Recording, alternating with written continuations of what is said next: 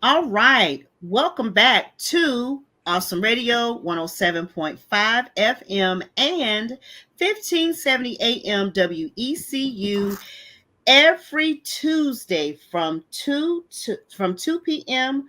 to 3 p.m. for Let's Talk K-12 Education. Next 50 minutes, Tonitia Langley, education enthusiast, thought leader, and founder of Enrichment Strategist Services, LLC, an education consulting business. Connect with me by Linktree/Enrichment Strategist. I'm excited to partner with you, dedicated to the heart of our community, which is education. I'm the host, but you and the community mean the most. I would love for you to share your suggestions of what you would love to get more information related to K 12 education. So please send your suggestions in to Let's Talk K-12 education at gmail.com. Again, send your suggestions for topics that you would like to hear on Let's Talk K-12 education at gmail.com. So, let me introduce you. See this young lady that I have? Today, I have the pleasure of having an amazing guest join me to share their perspectives for part three, Back to Better, Back to Basics, Back to School series, part three. So, Kayla Green. Kayla E. Green has over 7 years' experience in public education. She has taught middle, middle school English language arts and social studies, also high school English, and most recently, she served as elementary school librarian. Ooh, that's a nice little jump curve there, Kayla. Currently, Kayla is an author and brand partner with Pepper Pie. Kayla has written an award winning young adult fantasy novella called Avon, The One Truth, and an inspirational poetry collection, Metamorphosis. She has a new young adult novel set to debut in 2025. I see you, Kayla. Through her work writing and with Pepper Pie, Kayla has a goal of spreading literacy love and getting as many books into the hands of as many children as possible. This summer, Kayla organized a book drive to benefit children in foster care. Even more recently, she ran a self paced online back to school success workshop sharing tips and resources for families with school age children.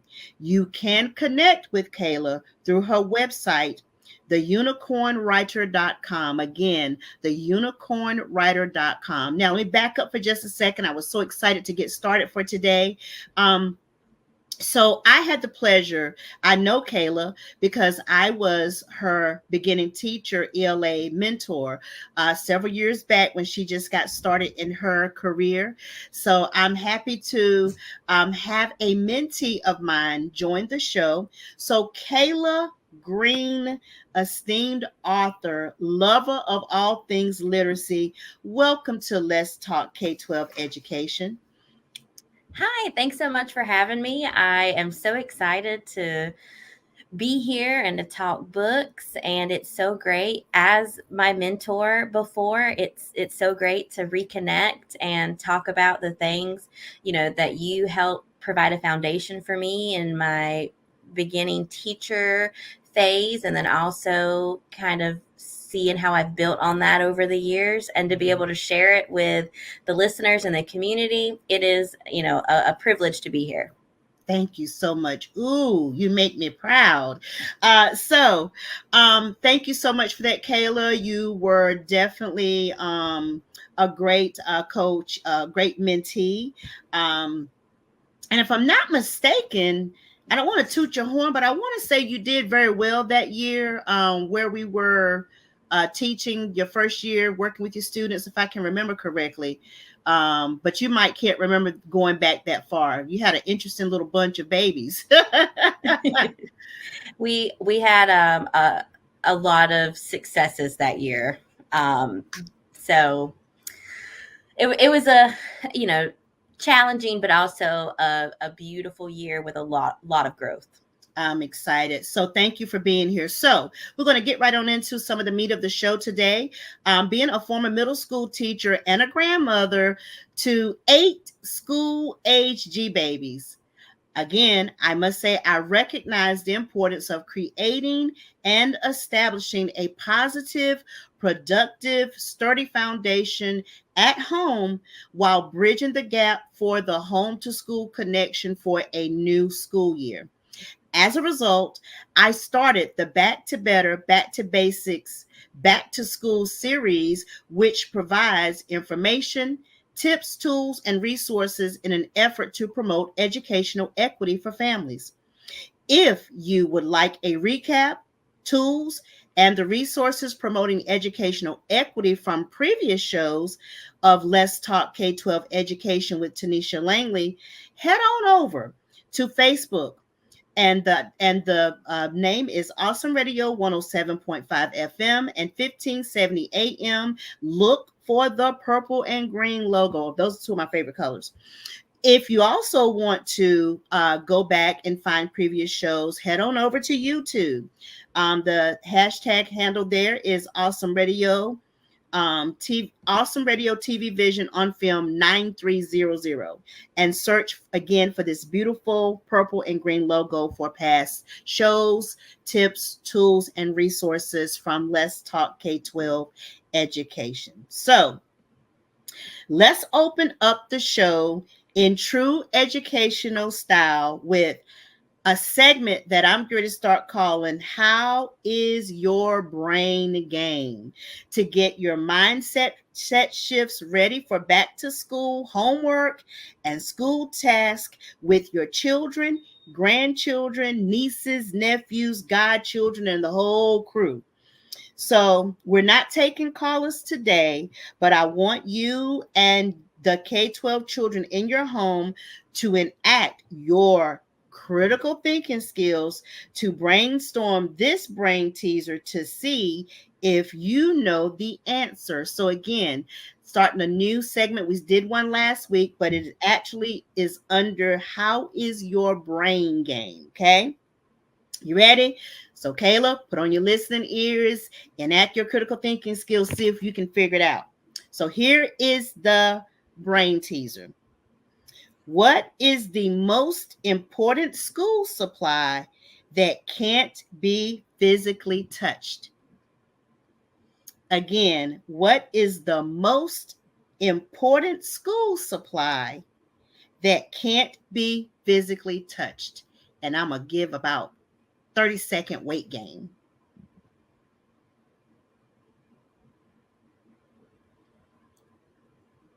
That's a good teaser. It is, isn't it? Kind of equates to a do now, right? Yes. Yes. All right. So you give in. If I were to guess, I would say it has to, I think, like heart, like passion. Close. I'll give you a hint. It does have to do with something physical. What is the most important school supply that can't be physically touched? Can't be, I mean, physically touched. I want to say students, because we wouldn't, if it wasn't for students, we wouldn't have schools, but you can give them a high five and a hug. Close. Very close. It does have to do with students, but let me read it again. What is the most important school supply that can't be physically touched? You said students, but it's the curious mind of the student. Mm-hmm. So good job. Good guess. You are truly a writer. That was a very good guess there. So that was How is Your Brain Game teaser today. So I want to put an ask out to you guys as our listeners of Let's Talk K-12 Education. If you have brain teasers for How is Your Brain Game segment and you would like to have them on the show, again, email us at Let's Talk k12education@gmail.com. Again, if you have any brain teasers or riddles or rebuses that you would like to have on the Let's Talk K-12 Education show, then for under How Is Your Brain Game, email us at Let's Talk K12education@gmail.com. So, um, before we get ready to get into our first break, I started this last week to get into some back to school perspectives. Let's stir it up. So I'm a Gen Xer. I don't mind sharing that. And I would love to share some of my back to school memories. I shared a few on the show last week, but just to kind of get us warmed up for all this information and resources that Kayla and I are going to provide to you in the Back to Better, Back to Basics, Back to School series, just getting us warmed up before we go to the break. So want to share some of my nostalgic back to school memories. Again, I'm a Gen Xer, so that means that I was in school during the 80s. So some back to school nostalgic some of the listeners, you guys can relate to this. I think I remember sharing that I worked on the farms for the summer and working in tobacco, not out in the field but under the buck barns, and also I picked a few cucumbers, and so I did all of that. And a really good fun fact for our listeners is that this was the agricultural economy that we had. And so that means that a lot of times our calendar was synced along with our farming area. So Kayla, can you share some of your experiences with the farming area, or if you have any of your really unique agricultural back to school, and what generation that you came from? What are some of your back to school memories?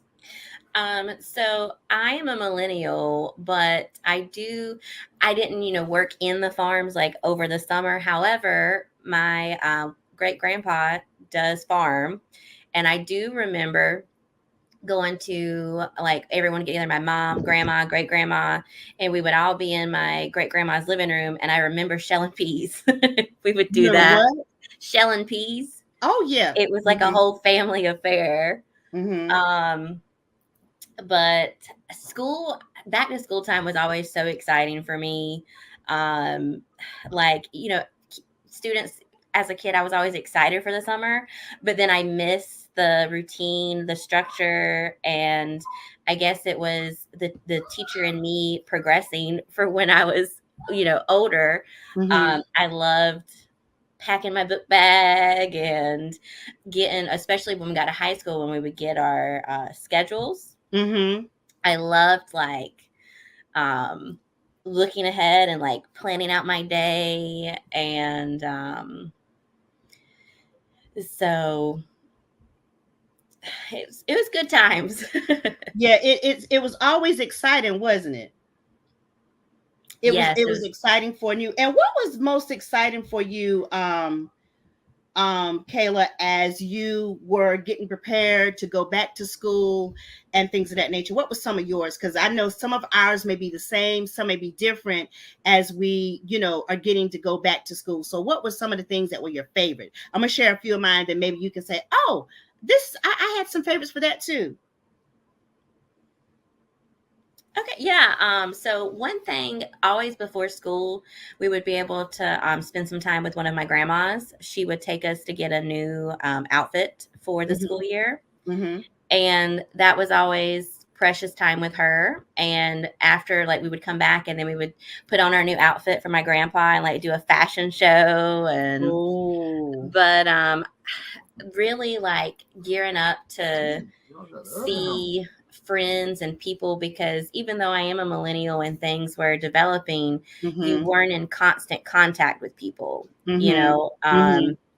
I didn't have it was up until high school when I first got my phone. And the only reason my mom gave me and my twin sister, we got a phone, is because the bus broke down one day and she didn't know where we were. Mm-hmm. Um, but it was one of those where you had limited text. You only had so many texts, and then you were out. And so, really getting in and seeing the people, my friends, teachers, I just loved it. And then going in, I remember junior high school, I was so excited because there was the teacher cadet program, Oh. which was a opportunity for high school students who were interested in becoming teachers to get hands-on experience on the high school level. Mm-hmm. But it was a very competitive program to get into, and there were limited spots. And I do remember going into junior year, that was on my schedule, and I was just so excited for that.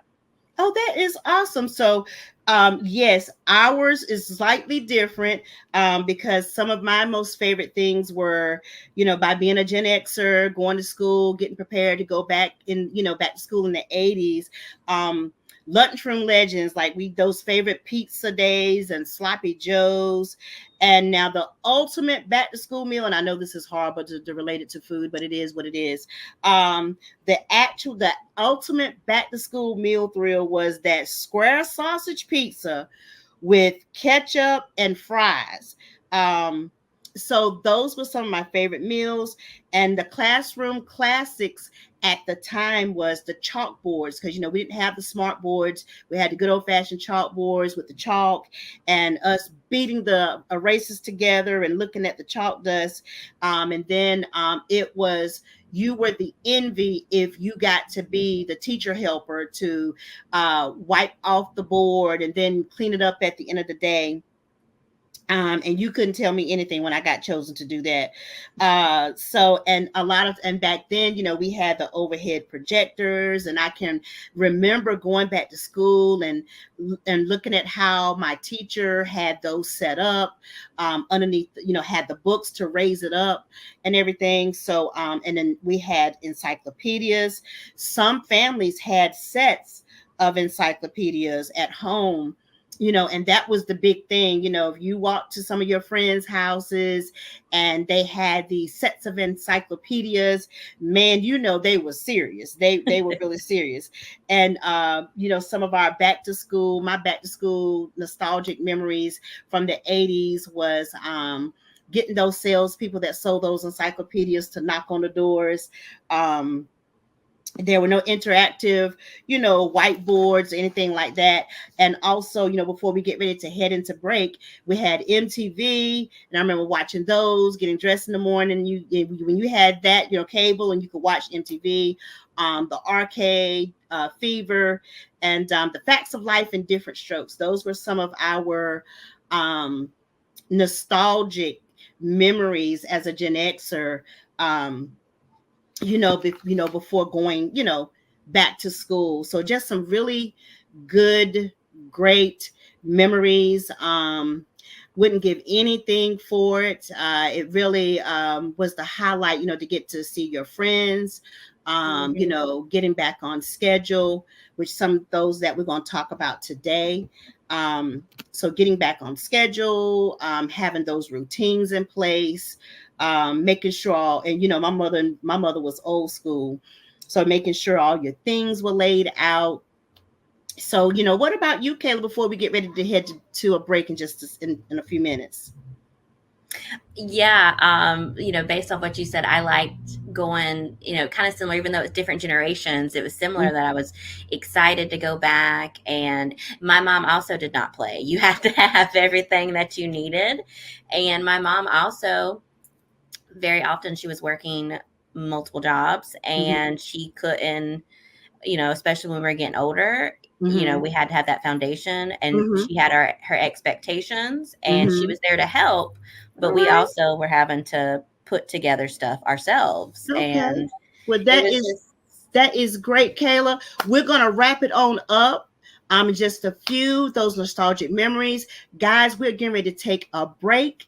And when we come back, we're going to have some more deeper discussions to carry out, talking about those nostalgic memories before we head into some tips and tools and resources that we're going to provide with you today. Thank you so much for joining Awesome Radio. Let's talk K-12 education with Tonitia Langley and with Kayla Green, and we will continue after our station break. We look forward to this conversation.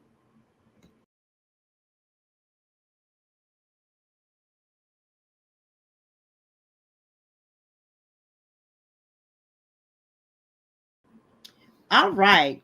Welcome back to Awesome Radio 107.5 FM and 1570 AM. You can find us here talking about all things education every Tuesday from 2 p.m. to 3 p.m. on Let's Talk K-12 Education. Now, before we get into anything, we just rounded out before we went to break, sharing some of our nostalgic memories. You have two different generations here. I'm a Gen Xer, and Kayla, what are you? I'm a millennial. She's a millennial. And so we shared some of our back to school memories. And so we're going to start off with this segment.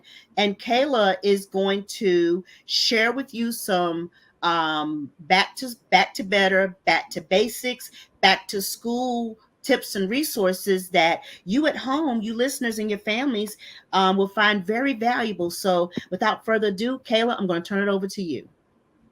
All right, yeah. So I'm going to be talking about some learning games that can be easily implemented at home to build skills in reading, math, science, social studies. One of them is cross curricular, and it can really help not only in for parents, grandparents, the family to engage together to help the children in their learning process. But it's also super simple, and it can get your children excited about looking over the material. So the first learning game is probably a fan favorite for when I was in the classroom. I did it as a teacher, but you easily can do it at home. It's called Trash Get Ball. Have you ever heard of this, Tanisha? I have not. I can't wait to hear about it. It's Trash Get Ball. And all you need is a trash bin of some sort. I recommend cleaning it out, putting a fresh bag in there, and then balled up paper towels, piece of paper, something that you can ball up and throw. That's why this hence the name Trash Get Ball. So something that everyone should pretty much have at their disposal at home. Absolutely. It's just, things that you grab, some sort of bin that you can use as like a hoop, and something that you can. So even if you don't have a plastic little ball you can throw, get some trash and you can do it. And how it works is it's like a quiz style. So you determine based off the age of your children, and it gets them up, it gets them moving, which is really beneficial to a lot of learners. One, they need to get energy out. Yeah. And two, if you're tired at the end of the day, you don't have to, as the moderator, you can sit back and let them do the running and the jumping, but you're still engaging. So you'll look at, say you have an elementary student who's learning about the life cycle of butterflies. You can look at what they have in their homework folder, or based off just conversations with them, and ask questions. And what you do is you figure out how far they're going to stand. If they get the question right, they get to throw it in and they get points. And so it's like a thing where they get the movement, and then they can challenge, and you can see what areas they're struggling with. So you can either reach out to the teacher and say, hey, I know that they're really struggling with this. How can I best support them?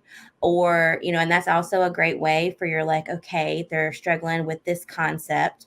What if I can get books either online or physical from the library to help support this, to help them learn? But Trash Get Ball was something that I like doing for review with students, because they would engage. It Yes. was different preparing for unit tests or big writing assignments and what they needed to include, because instead of just sitting there, it gets them moving and it gets them engaged. And it's a great way for family members to engage with students. Yes. Um, yeah, and the great thing about Trash Get Ball is it's not limited to one subject. You can really ask questions for anything, and you can even, if your child isn't a talker, Hmm. say, "Hey, let's play Trash Get Ball," and ask them about their day, just to help Ooh. build that relationship, and then they Ah, can ask you questions, and yes. you can shoot too. Like, make it, Mhm. a bonding exercise too. I love it. I love it, Kayla. That it gets, like I said, it gets them up, it gets them out. Most children love to play basketball. Remember, we be Hmm. taking them to lunch or to the restroom, and they're jumping up and smacking the wall and pretending that they're, so yes, it's just, and that's good too, because you're saying it's not just for academics. It can be, we talk about this whole social and emotional type things that students go through, especially after the pandemic. It's a great way to have those conversation starters and get both parents, grandparents, whomever has the child involved in this. And so you look, now I think I'm gonna have to play basketball with my grandkids. I think you all will enjoy it. Hmm. Um, so Trash Get Ball was a favorite. Another one that's real simple to do, we called it the headband game. Hmm. Haven't And heard of that one either. um, one of the things about the headband game is you can modify it Hmm. it's typically for vocabulary, um, and spelling words like that, sounding Hmm. things out. So what it is, you can actually take paper and staple it and make a headband and like cut a little slit in it so you can slide it in. So there's like a little craft to it. But you also can just take paper, rip it up, cut it up, and have your words written out and just hold it up. Hmm. So depending on, resources available, you can um, have the headband or just hold it up to your forehead. And how it works is you're taking words that the children should be exposed to, building vocabulary, Hmm. and you can hold it up and see, are they able to sound those words out. For younger kids, you can do sight words. You can Hmm. also get a list of, for younger students, elementary students, you can get lists of words they should know in their grade level, Yes. from the teacher. And you can also do easy Google searches online to get those lists generated. But Hmm. one of the things that I use the headband game for specifically in the classroom is for prefixes, roots, and suffixes. Ooh. Because a lot of times that is kind of pushed to the side because there's Mhm. so much to get done. Yep. You're right. But um, if you're able to recognize those, it helps you avoid frustration, young readers, when they get to unknown words. Hmm. Because they're able, okay, I recognize, which we're actually going to talk later in this segment about one of the books I pulled. Hmm. Um, uni means one. So what, how does this work? In this new word, unicorn. We're going to look at a book with unicorns in it. Hmm. But so you can hold it up and they have to tell you the meaning of it. And it helps Oh. build that. And then they can even have some, and because let's face it, a lot of us don't know everything that our children do. That's And true. so you can play and make it like a competition game, and build that vocabulary, build that exposure to different words, to different vocabulary, um, to give them a foundation. Hmm. And again, it's the game aspect. So Uh, let me ask you this, because we've got a few minutes before we get ready to take a show break. So I have a grandbaby that is going to the first grade, because she just finished kindergarten. I found a list and did exactly what you said. I found a list because I don't do little people much, but I found a list online. And so, with just a few minutes left before we take our break, now, what do I do? Because I've been getting her to just look at them. So, how can I make it more interactive? We got about 50 seconds. For interactive, yeah. So if she gets it right, she can kind of collect them, and it can kind of be like the little card if she's able to say it right. And then, how many can she get right in 3 minutes? Okay, And cool. make it like a competition against Mm-hmm. her own record, what she's doing. Okay, awesome. Thank you so much, Kayla, for that and providing that feedback and giving us some and giving the family some reasonable instructional strategies that they can execute at home for literacy. Thank you so very much for that information. Can't wait to hear about what we're going to do on the other side of this break. We're going to head to a show break, and we look forward to seeing you right back here. Awesome Radio 107.5 and FM.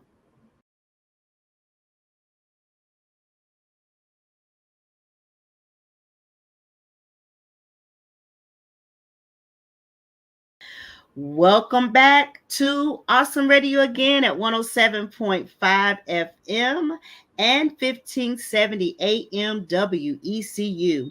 As we gear up for the new school year, we're diving deep into the world of K-12 education with our special series, Back to Better, Back to Basics, and Back to School 2024-2025, promoting educational equity for the families in our listening community.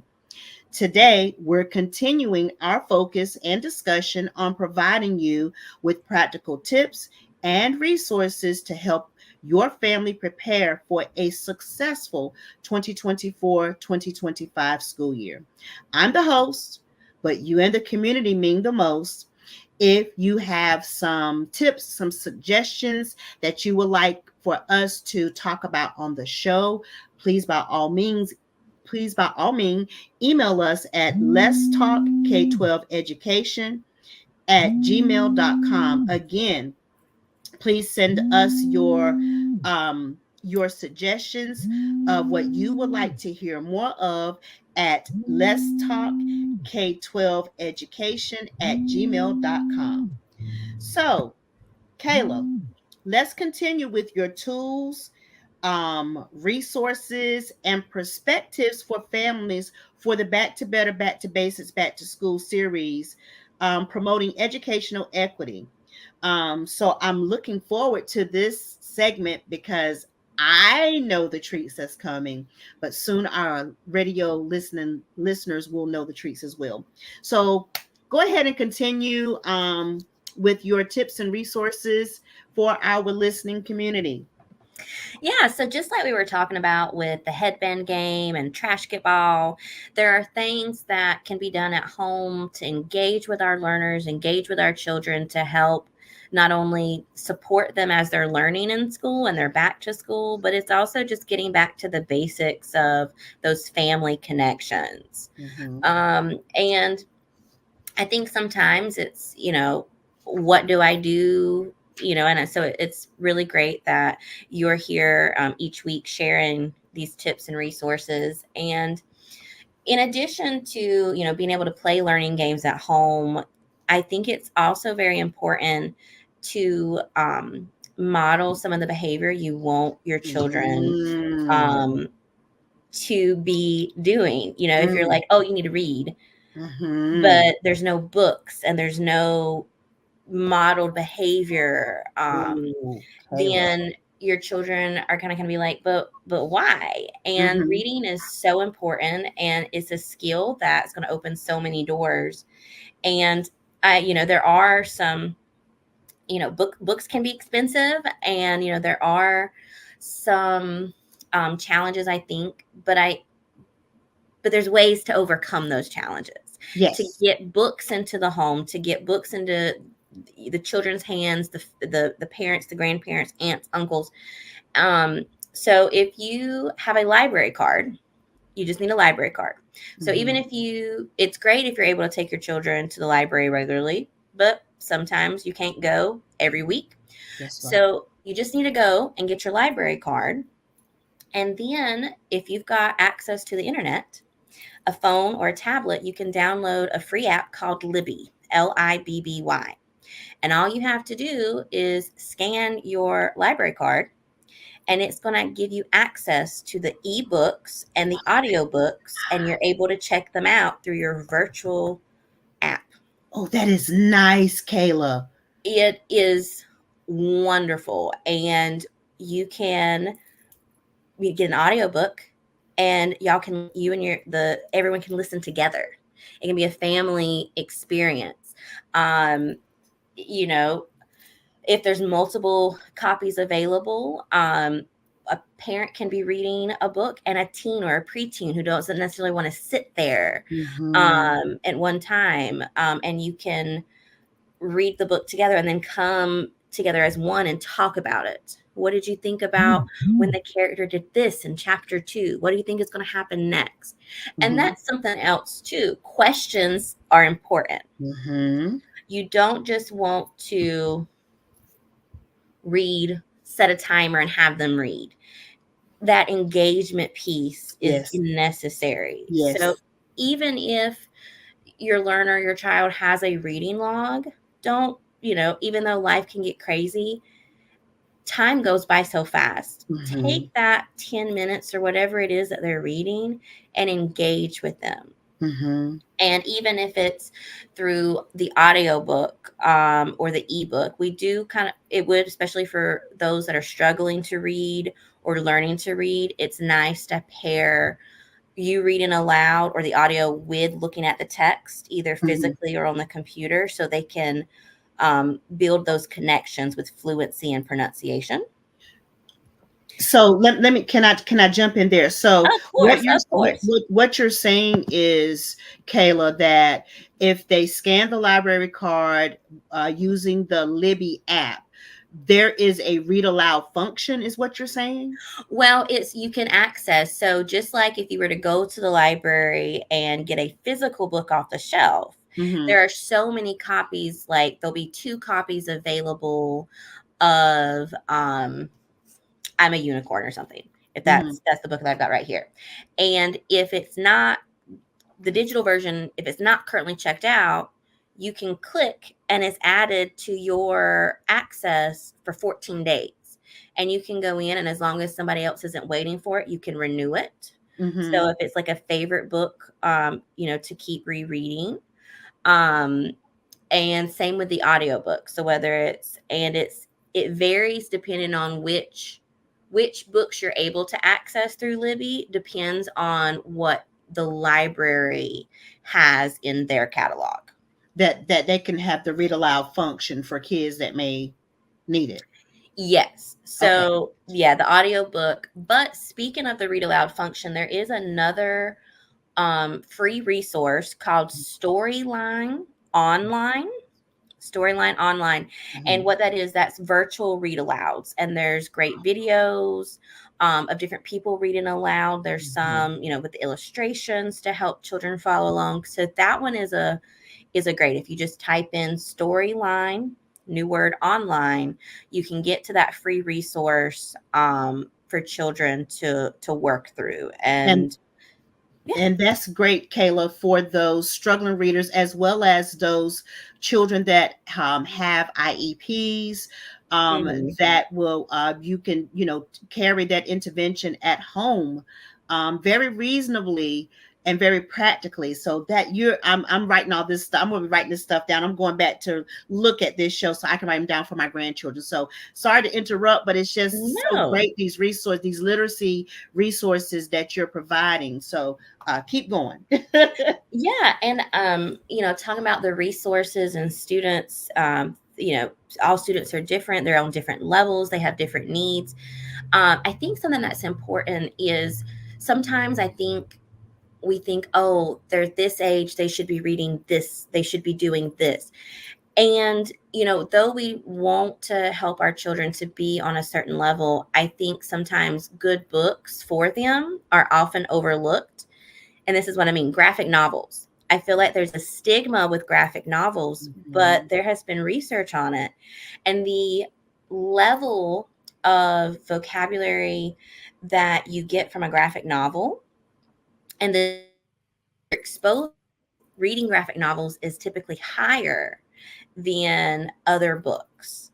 And graphic novels are great for general readers, struggling readers, and also English language learners Mm-hmm. because of those visuals. And sometimes I think people are like, oh, it's just pictures, but Right. it's not. You're Right. looking, the pictures provide clues to help build that vocabulary and understanding. And there's so much with character growth and plot development, Mm-hmm. and you're building critical skills without even realizing it. Right. So, Right. I think it's important for our children to be exposed to many different types of books, Mm-hmm. and I would agree. um, not just saying, oh, we do want our children to be reading stuff that challenges them, but we don't want to. We can preview what our children are reading. I think that's very important, but you shouldn't say, oh, no, all graphic novels. No, you can't do that because you're in middle school now. We want to encourage them to read, and we want them to have some autonomy and choice so they want to read. That is so true. And I think I want to touch in, we about halfway there of the segment. And I definitely want to make sure you get to your activity, but as we're getting our families prepared for back to better, back to basics, back to school, Kayla brings up an extremely good point.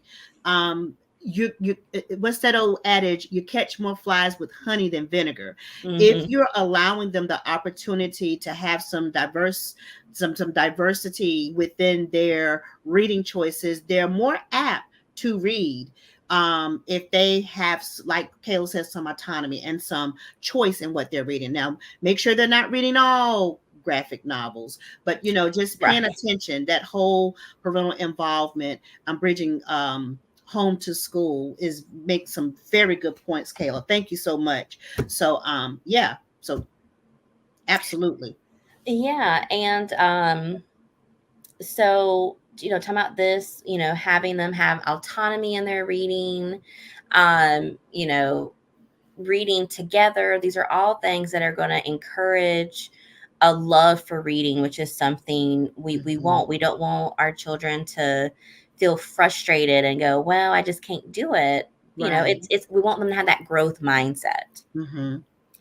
And we've kind of touched on it a little bit about reading aloud, with Hmm. audiobooks and following along. And so I'm going to talk a little bit about reading aloud. And Tanisha, I know you probably read aloud to your grandbabies. Sometimes, yes, I do. Uh-huh. So I've got a couple books. I know we're, watching the time here, but I've got this one book, I'm a Unicorn by Helen Yoon, and I'm going to kind of model um, reading and then interacting, like how you can engage with your reader. Now, you don't have to do this every single time, especially with children, because we're going to reread the same book, especially bedtime. They're going to pick a favorite book, and you can read through it once without stopping to get the flow of the story.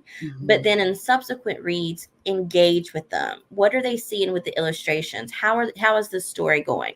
So this in the teaching community, we call it a close read. Hmm.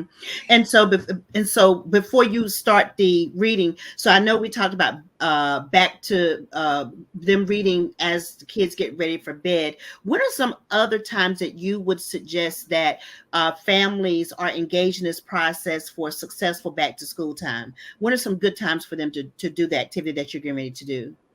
Oh, so, not even just, for bedtime, but like if you're able to have family dinner time, Hmm. you can at the end make that part of your routine where you're reading together. Or if it's during, the summer, anytime during the day where you're all home, Hmm. you can fit in books anytime that works for your schedule. You don't have to be like, oh, I'm not there at bedtime. That's, somebody else helps with that, so I can't do this. Find what works for you and your family. Don't, find the time where you're able to read with your children, even if Hmm. it's not that bedtime routine because you're at work. find the time elsewhere during the day. Thank you. Yeah. So, if we're doing a close read here of I'm a Unicorn by Helen Yoon, I can say it says I'm a unicorn, and then here on the picture, I'll show them the picture. What do you see here? Is this a unicorn? Why do you think that? Okay, I see. Head check it out. Now that's why, talk about when, you know, sometimes we want to rush. Oh, Mm-hmm. they're not answering. They don't know what they're thinking. Mm-hmm. Practice the pause. Tanisha, we do this all the time in the classroom. You want Wait. to wait for those wheels to turn. Mm-hmm. Okay. So practice the pause when you ask a question. Say, and then, why do you think that? Let's find out. Mm-hmm. So we go through. I'm a unicorn. All right, now reading with our children, we've talked about it on the cover. Mm-hmm. What's the same? What's different? What's different? He And doesn't then have a thing in the middle of his head. yeah, he's got a thing. So, do you think so is this a unicorn though? They say they are. Doesn't look like one to Does it look me. like one? No. Well, let's see why he thinks that he's a unicorn. See, this says uni means one and corn means horn. And he's got his book down here. So tie in for when we were talking about roots and prefixes earlier in the show. Mm-hmm. And then go, oh, did you know that? No, I didn't. You didn't. So uni means one. How many horns does he have on his head? He has one. One.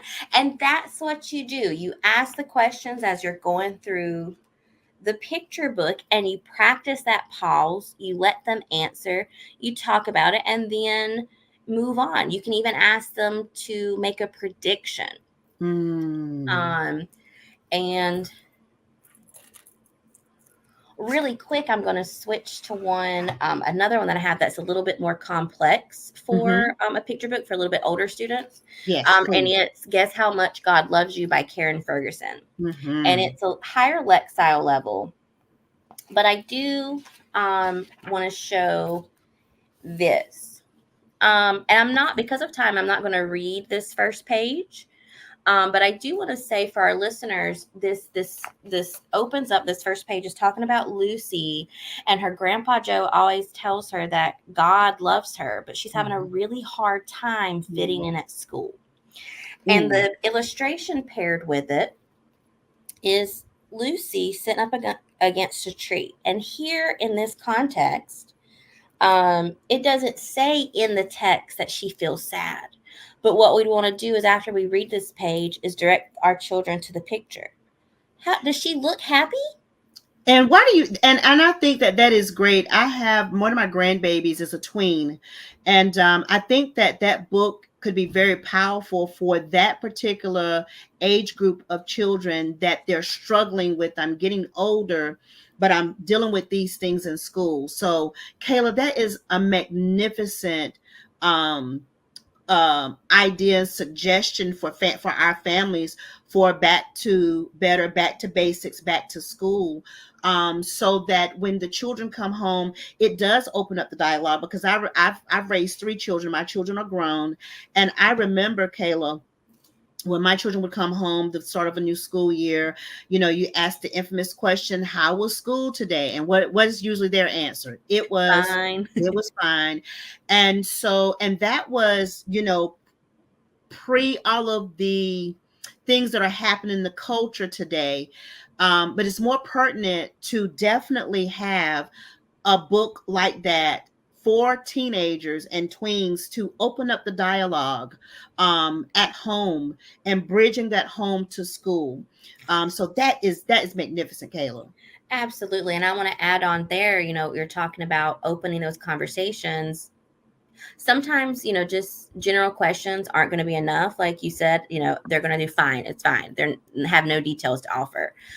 But also sometimes if you ask them directly, are you having issues with this person, or I heard this, they might shut down.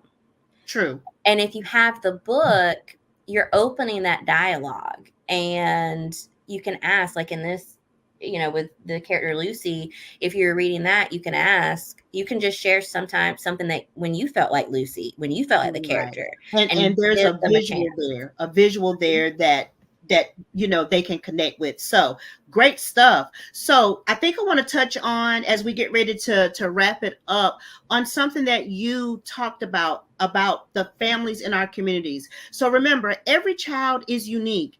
Every family is unique. Find what works for your family and create a supportive learning environment and bridge the gap from home to school. So we're getting ready to wrap it up. Remember, this is our Back to Better, Back to Basics, Back to School. Find us on Facebook at Awesome Radio.